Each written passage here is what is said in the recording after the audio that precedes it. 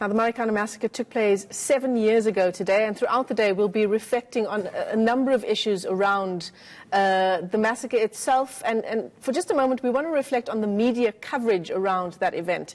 Pranola Govindin joins us now in studio. Thanks very much for coming into studio.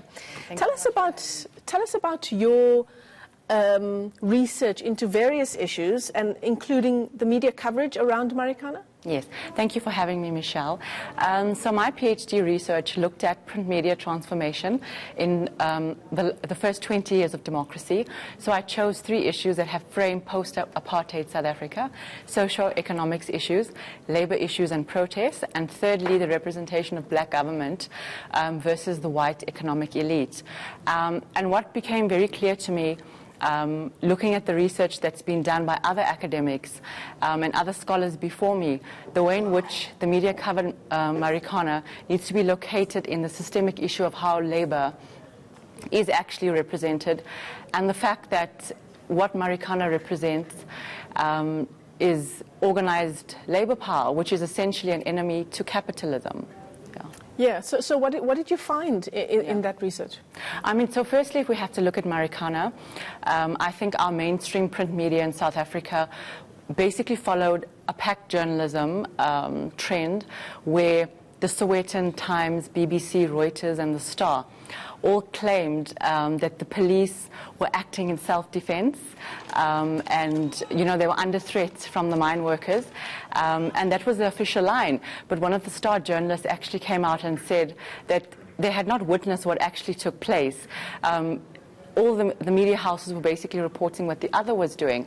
And then it took a group of journalists, a journalist from the Daily Maverick and a group of academics from UJ that actually went on the second site and actually investigated and found that the media's official line was actually false, that protesters were shot 300 meters away from the police line, that some of them were crushed with police vehicles, they were shot at close range. So there was a big discrepancy and a big editorial failure.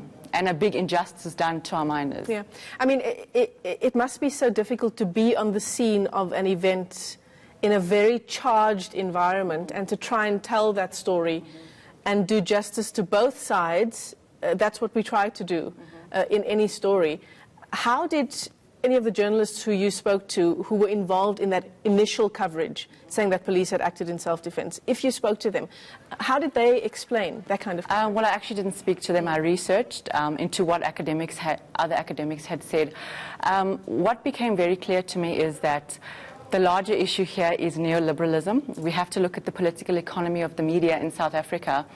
And, you know, during apartheid and colonialism, we had something called racial capitalism. That was our economic ideology, and then we moved into neoliberalism. And yes, it was the end of apartheid, but what that meant was that business elites and capitalists did not stop in the super exploitation of labor. So what happens, because we are functioning in a neoliberal environment and we are located in the market, a lot of our media follow commercial imperatives. We're located in the market, and one of the knock-on effects of neoliberalism is media ownership and commercial imperatives, which basically means that our journalists follow a pack trend. So they're reporting on the same kind of content. There's no diversity. So I think that's what happens in this move to sensationalize and, yeah. And do you see this trend only worsening as those commercial imperatives get more and more sort of heavy on the shoulders of media practitioners, or do you see a realization that journalism has to come first? What are you seeing in the trends going forward?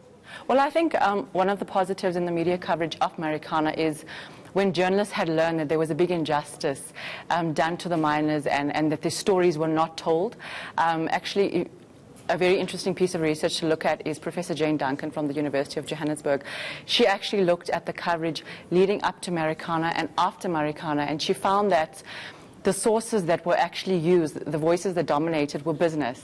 Okay, so the Chamber of Mines, risk and assessment banking companies, and second to that, with the mining companies. And if you have to look at the 150 articles she examined, only one story spoke to a miner. And this miner actually said that police shot first. So when our media actually realized there was an injustice being done, and the Daily Maverick article came out by Greg Maranovich, then the City Press and Media 24 came to the fore. They did a series on the faces of Marikana. So I think, there are many positives, but we have to improve on the way in which we're reporting on labor. Yeah, absolutely. Well, thanks very much for giving us some interesting perspective on that story. Brenona Govenden joins us there as we continue